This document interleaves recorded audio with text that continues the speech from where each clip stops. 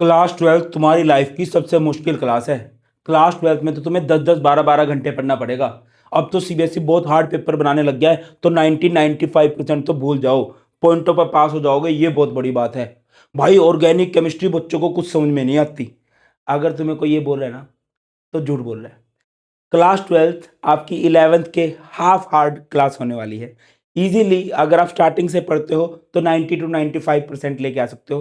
पूरा detailed action plan हम लोग केमिस्ट्री का डिस्कस करने वाले हैं फॉर बोर्ड एग्जाम 2027। स्टार्ट करते हैं बिल्कुल स्टार्टिंग से। सबसे पहले पॉइंट पे एक छोटी स्टोरी सुनाता हूँ। दो दोस्त थे, एक था हार्डी और एक था स्मार्टी। हार्डी जो था रैंडम स्टडी करता था, कभी पढ़ता था कभी नहीं पढ़ता था, बट जिस दिन पढ़ता था 10-10 12-12 घंटे पढ़ता था। बट स्मार्टी क्या था, 1 घंटे की सेल्फ स्टडी डेली करता था। एक एक्सपेक्ट 1 घंटा डेली दे रहा था, 30 मिनट डेली दे रहा था, डेली था। ये बहुत सारी बुक्स, जितनी भी 12th पे बुक्स आती थी ना, कोई भी पब्लिकेशन बुक लॉन्च करती है, कोई भी भैया दीदी कोई बुक अनाउंस करता है, ये पहले ले लेता था। बट इस भाई ने क्या किया, 2-3 सी बुक पकड़ी फिक्स, उनसे पढ़ा। जो हार्डी था, बहुत सारे टीचर्स, कभी ये टीचर पकड़ा, फिर सेम टॉपिक दूसरे टीचर से, बहुत सारे टीचर्स। इस भाई ने 1-2 टीचर पर ही भरोसा करा। जो हार्डी था रैंडम स्टडी कर रहा था, और जो स्मार्टी है वो डे 1 से ही प्लान स्टडी कर रहा था। मेहनत तो बहुत ज़्यादा की है, बट एंड में क्या हुआ, हार्डी का रिजल्ट आया 65% और स्मार्टी का रिजल्ट आया 98%। जो गलतियां इसने की हैं वो गलती आपने नहीं करनी है, और उन्हीं गलतियों की हम इस वीडियो में बात करने वाले हैं कि भाई कौन कौन सी गलती आपने नहीं करनी है, सो दैट कि आप भी 98% स्कोर कर सको। तो सबसे पहले पॉइंट पे आते हैं यार, एक जंग को जीतना है, मैदान में जा रहे हैं, अपना दुश्मन देख लेते हैं कौन है जिसको हमने फोड़ना है। तो ये हमारा केमिस्ट्री का सिलेबस है। टोटल हमारे पास कितने चैप्टर हैं भैया, 10 चैप्टर है। Solution, electrochemistry, chemical kinetics, D and I block elements, coordination compound, haloalkane, haloarene, alcohol, phenol ether, aldehyde ketones, amines and biomolecules. अच्छा, बहुत से लोग तुमसे ये बोलेंगे तुम्हारी 11th खराब हो गई तो 12th भी खराब होगी। बेटा इस बात को भूल जाओ, ऐसा कुछ नहीं होगा। यस, 11th के कुछ टॉपिक इंपॉर्टेंट है, वो हम डिस्कस करेंगे, साथ साथ पढ़ेंगे, बट 12th में मार्क्स लेके आना बहुत ईजी है। मैं कई बार बोलता हूँ, ये होती है आपकी 9th क्लास, है ना। 9th क्लास से फिर 10th का लेवल थोड़ा सा डाउन आ जाता है, फिर आपकी आती है 11th class. 11th class school life की सबसे मुश्किल क्लास होती है, और फिर यहाँ पर आपकी आती है 12th क्लास, लेवल इसका थोड़ा सा डाउन होता है। बस थोड़ा सा प्लान स्टडी करनी है। कम टू द पॉइंट, ये हमारा सिलेबस है भाई, ठीक है। टोटल हमारे पास 2 बुक होती है एनसीईआरटी की, ये है बुक 1 और ये है बुक 2। इसमें बात करें सॉल्यूशन, इलेक्ट्रोकेमिस्ट्री, केमिकल काइनेटिक्स, ये न्यूमेरिकल बेस्ड चैप्टर होते हैं। फिजिकल केमिस्ट्री है, D and F block, coordination compound, biomolecule, ये टोटली थ्योरी बेस्ड चैप्टर होते हैं। Haloalkane, haloarene, alcohol, phenol ether, aldehyde ketones and amines जो है, ये हमारे पास ऑर्गेनिक केमिस्ट्री के चैप्टर्स होते हैं। अगर हम समझे तो कुछ इस तरह से है। फिजिकल 23 मार्क्स की बनती है, इनऑर्गेनिक 14 मार्क्स की बनती है, और जो ऑर्गेनिक केमिस्ट्री है वो 33 मार्क्स की है। हर एक को अच्छी अच्छी वेटेज दी गई है। फिजिकल केमिस्ट्री के 3 चैप्टर होते हैं, और इनऑर्गेनिक केमिस्ट्री के 2 चैप्टर होते हैं, ऑर्गेनिक केमिस्ट्री के 5 चैप्टर होते हैं। सर क्या कह रहे हो, आपने तो अभी 4 चैप्टर गिनाए थे। ये बायोमोलिक्यूल में भी ना कार्बन हाइड्रोजन होते हैं, तो इसको भी ऑर्गेनिक केमिस्ट्री में कंसीडर कर लिया जाता है, ठीक है।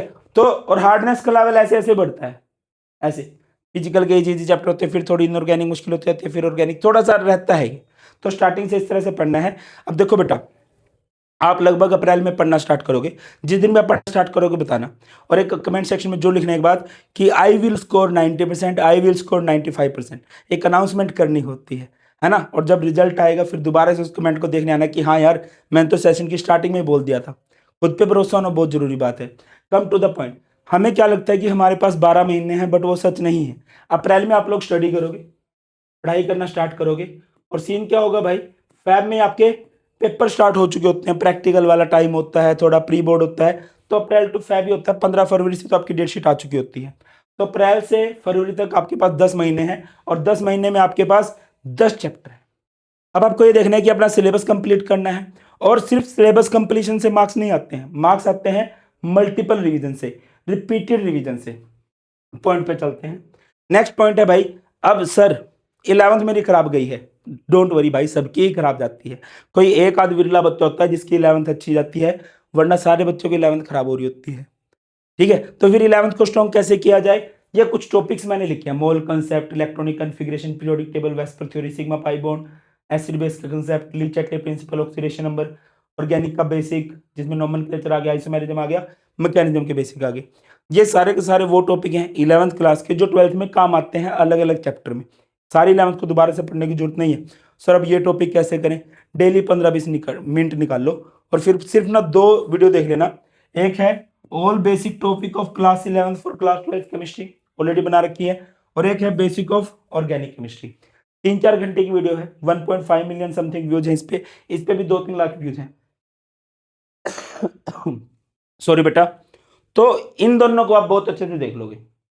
जब आप इन दोनों को बहुत अच्छे से देख लोगे ना भाई, तो 11th का बेसिक ऐसे ना नसों में चला जाएगा।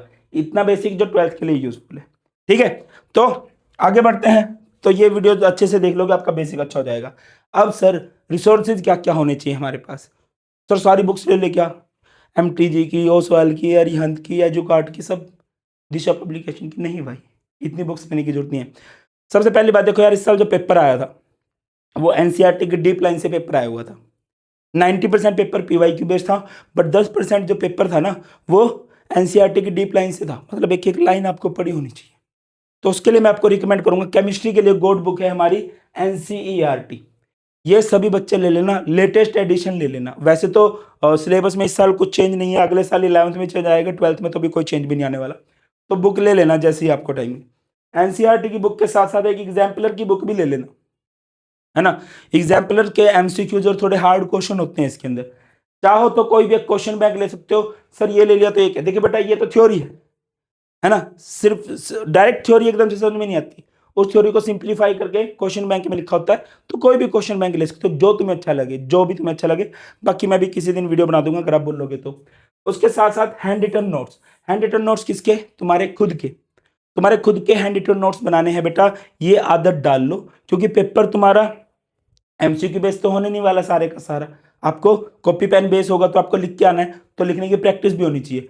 तो एक बार क्लास में ये आदत डाल लो कि आप खुद के नोट्स बनाओगे और खुद के नोट्स से पढ़ाई करोगे। इसके साथ साथ मैं आपको बताता चलूँ, मैंने आप लोगों के लिए केमिस्ट्री के प्रीमियम नोट्स बना रखे हैं।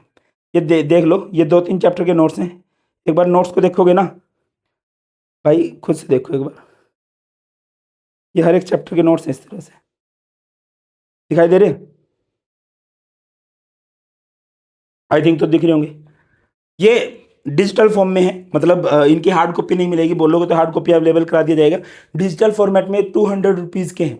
इसमें सारे के सारे NCERT की मेन मेन लाइनें कवर हैं थ्योरी में, NCERT के इंपॉर्टेंट क्वेश्चन, साथ के साथ प्रीवियस ईयर क्वेश्चन भी कवर किए गए हैं। तो लिंक आपको डिस्क्रिप्शन में मिल जाएगा, या फिर आप नोट्स ले सकते हो chemistryguruji.com पर। कोई फोर्स नहीं है, खुद के नोट्स बनाओ। इन नोट्स को एक सैंपल रख सकते हो कि हाँ यार इस तरह के नोट्स होने चाहिए, और ये नोट्स ऐसे हैं जिनको ना पढ़ने का दिल करेगा भाई, जिनको पढ़ने का दिल करेगा। ठीक है, ये हो जाएगा। अब CBSE पेपर किस तरह से बनाता है हमें कैसे पता चलेगा? ये आपको पता चलेगा प्रीवियस ईयर क्वेश्चन से। CBSE के पिछले 5 सालों के प्रीवियस ईयर क्वेश्चन आपको करने ही चाहिए, तभी आपको पेपर का लेवल पता चलता है, पेपर का फॉर्मेट पता चलता है। ये हो गया, ये बुक्स हैं, एक अच्छा सा क्वेश्चन बैंक ले लेना, साथ में नोट्स बनाते रहना, या फिर मैंने नोट्स आपको प्रोवाइड कर दिए PYQs। ठीक है, PYQs आप लोगों ने करने हैं। अब आपकी बेस्ट स्ट्रेटेजी क्या होनी चाहिए? मैंने आपको बोला आपके पास 10 महीने हैं, जनवरी एंड तक आपको पढ़ना होता है। कुछ भी करके अपना सिलेबस कंप्लीट कर लो टिल नवंबर। नवंबर का मतलब है नवंबर स्टार्टिंग। आपके पास नवंबर, दिसंबर, जनवरी ये रिवीजन के लिए होने चाहिए, क्योंकि उस टाइम आपके प्री बोर्ड होने स्टार्ट हो जाते हैं।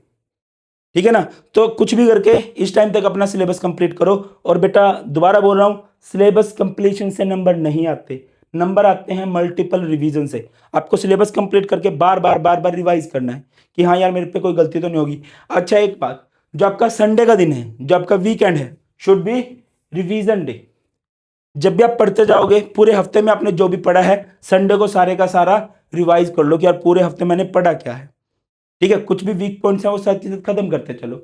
आगे आ जाओ, NCERT और PYQ को सोल्व करना है, साथ में सैंपल क्वेश्चन पेपर लगा लेने, क्वेश्चन बैंक से आप लोगों को मिल जाएंगे। अब कौन कौन सी गलती आप लोगों ने नहीं करनी है? सबसे पहली गलती जो आप लोगों ने नहीं करनी है, रट्टा लगाना। एक आध टॉपिक का रट्टा लग रहा है कोई बात नहीं है, बट अगर आप सोच रहे हो पूरे सिलेबस का रट्टा लगा लूंगा, मेरे को कोई कुछ इंपॉर्टेंट टॉपिक बताएगा वो पेपर में आ जाएंगे, ऐसा नहीं है। इस साल का जो पेपर था बेटा कॉम्पिटेंसी बेस्ड पेपर आने लगा है। कॉम्पिटेंसी बेस्ड का मतलब क्या है? कंसेप्ट वही है, थोड़ा घुमा फिरा के पूछ लेते हैं। सर आप तो डरा रहे हो, डरा नहीं रहा, सिर्फ सच्चाई बता रहा हूं। आपको क्या करना है, कंसेप्ट को समझ के करना है। है ना, कि भाई जैसे आपका एग्जांपल आएगा आइडियल सॉल्यूशन क्या होता है, जिसमें एक जैसे कंपोनेंट्स होते हैं, उनकी फोर्स ऑफ फ्रिक्शन एक जैसी होती है, वॉल्यूम भी नहीं बढ़ता, हीट भी नहीं बढ़ती, तो आपको रीजन पता होने चाहिए। ठीक है, अगली बात, मल्टीपल टीचर्स को अवॉइड करना है। देखो बेटा, मैंने सारे सिलेबस के वन शॉट डाल रखे हैं, पढ़ के देखो, समझ में आते बढ़िया है, नहीं आते कोई दिक्कत नहीं है। यूट्यूब पर टीचर्स की भरमार है, हर एक टीचर अच्छा होता है, बट हर एक टीचर हर बच्चे के लिए अच्छा हो ऐसा जरूरी नहीं है। आप देखो कि आपकी ट्यूनिंग किसके साथ बैठती है। मैं तुम्हें ये नहीं बोलूंगा उससे मत पढ़ना, उससे क्यों भाई, सब टीचर बहुत बढ़िया मेहनत करते हैं, सब टीचर बहुत बढ़िया पढ़ाते हैं। आप देखो आपकी ट्यूनिंग किसके साथ मैच हो रही है, उनसे पढ़ाई करो। ठीक है ना, बट मल्टीपल टीचर्स को अवॉइड करो, कोशिश करो एक सब्जेक्ट का एक टीचर हो, हद से 2 टीचर पकड़ लो। ठीक है, अगर आप ऑनलाइन पढ़ रहे हो और ऑफलाइन तो आप लोग पढ़ ही रहे होंगे अच्छे से। उसके बाद है इग्नोरिंग सेल्फ स्टडी। देखो बेटा, वही बात है बार बार, in the end self study आपको करनी पड़ेगी, आपको खुद से पढ़ना पड़ेगा, तब आपको पता। देखो, टीचर जब कोई टॉपिक समझा रहा होता है ना, वो इजी लगता है, हमें लगता है समझ में आ गया, लॉन्ग टर्म वाली मेमोरी में सेव हो गया, बट ऐसा नहीं है। वो तब तक लॉन्ग टर्म वाली मेमोरी में सेव नहीं होगा जब तक आप सेल्फ स्टडी की आदत नहीं डालोगे। तो कोशिश करो, ऑनलाइन पढ़ रहे हो, ऑफलाइन पढ़ रहे हो, स्कूल से, कोचिंग से, घर जाके 15-20 मिनट 30 मिनट सेल्फ स्टडी के निकाल लो, उस टॉपिक को पढ़ो एक बार। अगला है, अवॉइड करो बाबू सोना को। देखो यार, हमारा 21st जनरेशन है ना, पॉसिबल हो तो ये अवॉइड करना यार, ये बहुत टाइम कंज्यूमिंग सीनें होती हैं। ठीक है, और मोबाइल को भी अवॉइड करो, ज़्यादा यूज़ मोबाइल का नहीं करना चाहिए। सर आपकी वीडियो कहाँ देखें, फिर लैपटॉप में देखी जा सकती हैं, है ना। चलो, फाइनल टिप्स, इंजॉय करो क्लास 12। ऑब्वियसली हर साल ज़िंदगी में एक ही बार आ रहा है, हर दिन ये मोमेंट एक ही बार आएगी, इसके बाद नहीं आएगी। लाइफ को एंजॉय भी करना है। ठीक है, लाइफ में पढ़ाई होनी चाहिए, पढ़ाई में लाइफ नहीं होनी चाहिए, मतलब पढ़ पढ़ के बगले नहीं हो जाना है। सिर्फ आधा आधा घंटे की भी सेल्फ स्टडी कर लोगे ना तीनों सब्जेक्ट की, बहुत है, बहुत है स्टार्टिंग से। बस ये कोशिश करना कि हमारे पास लगभग 300 डेज है, 300 डेज मतलब 100%। अगर आपने 1 महीना वेस्ट कर दिया यानी कि 10% आपने वेस्ट कर दिया, 2 महीने वेस्ट कर दिए यानी कि 20% आपने वेस्ट कर दिया। इस तरह से चलो, हर दिन को काउंटेबल बनाओ। ठीक है, बट यस मजे भी साथ में करने, आधा आधा घंटे की सेल्फ स्टडी की जा सकती है। इन केस किसी दिन मिस हो गया, किसी की शादी आ गई, बहुत अर्जेंट शादी थी जो तुम्हारे बिना हो ही नहीं सकती थी, तो फिर अगले दिन आधे घंटे की बजाय 1 घंटे की सेल्फ स्टडी करो। कोशिश इस तरह से करना। फोकस ऑन हेल्थ, आपकी हेल्थ बहुत जरूरी है ना। एक कहावत होती है हिंदी में, प्रथम सुख निरोगी काया। अपनी हेल्थ पे जरूर ध्यान दो, कोशिश करो वॉक पे जाया करो, रनिंग किया करो, या फिर जिम ज्वाइन करो, है ना, थोड़ा टाइम के लिए। हेल्थ बहुत इंपॉर्टेंट है। प्रॉपर स्लीप लेनी है, ऐसा कुछ नहीं है कि आपको 18-18 20-20 घंटे पढ़ने की जरूरत होती है। 7-8 घंटे की बढ़िया नींद लो और बाकी टाइम निकाल लो, उसमें देखो कि इंजॉय भी करें और पढ़ाई भी साथ में हो जाए। और सबसे, एक टॉपर में और एवरेज स्टूडेंट में जो सबसे इंपॉर्टेंट पॉइंट होता है वो है कंसिस्टेंसी प्लस रिपीटेड रिवीजन। आपको लगेगा कि यार एक टॉपिक मैंने पढ़ा था, समझ भी आ गया था, बट मैं भूल गया। क्यों भूल गया? क्योंकि आपने रिवाइज नहीं किया। अपना है, पढ़ाई ऐसे ही है कि वो थ्योरेटिकल ज़्यादा है, थ्योरेटिकल चीज़ें भूल जाते हैं, फनी बातें नहीं भूलते, बट पढ़ाई थ्योरेटिकल है, भूल जाते हैं। तो उसको अच्छा करने का तरीका यही है कि रिपीटेड रिवीजन करो। कोशिश करो हर टॉपिक आपका 5-5 6-6 बार आपने पढ़ रखा हो। क्लियर है? और कंसिस्टेंट रहना है, एक भी दिन पढ़ाई के बिना जाना नहीं चाहिए। जैसे एक भी दिन खाने के बिना नहीं जाता, सोने के बिना नहीं जाता, चिल के बिना भी नहीं जाना चाहिए। मजे भी डेली करने हैं और पढ़ाई भी डेली करनी है। That's all. कुछ भी डाउट हो कमेंट सेक्शन में बता देना। और वेलकम करता हूँ मैं भारत पंचाल आप सभी स्टूडेंट्स का। और मैं आपको पढ़ाने वाला हूँ 11th 12th जेईई नीट के लिए केमिस्ट्री। केमिस्ट्री आपका फेवरेट सब्जेक्ट बना देंगे, ये गारंटी है। बहुत ख्याल रखिए। God bless you all, please take care. जय हिंद।